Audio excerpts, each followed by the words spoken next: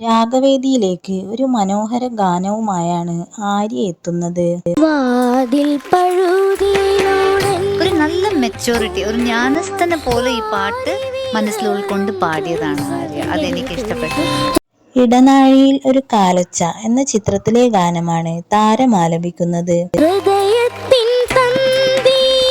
കുറച്ച് വിറയുണ്ട് ഈ ലാൻഡിങ് നോട്ട്സിലെല്ലാം, ചെറുതായിട്ട് സ്ട്രെയിൻ ഉള്ള പോലെ തോന്നിയെന്ന്. രാഗവേദിയിലേക്ക് നല്ലൊരു ഗാനവുമായാണ് ആയുശ്രീ എത്തുന്നത്. മോളുടെ വോയിസിന് പറ്റിയ പാട്ട് നന്നായിരുന്നു കേട്ടോ.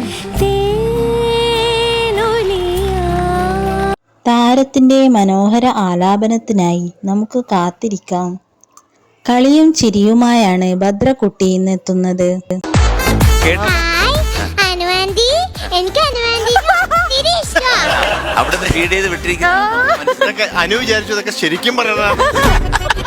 മായാവി എന്ന ചിത്രത്തിനു വേണ്ടി KJ യേശുദാസ് മനോഹരമാക്കിയ ഗാനമാണ് താരം ആലപിക്കുന്നത്.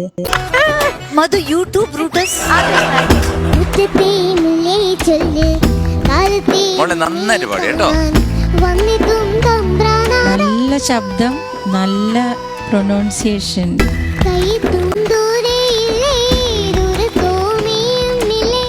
താരത്തിന്റെ പ്രകടനത്തിനായി നമുക്ക് കാത്തിരിക്കാം.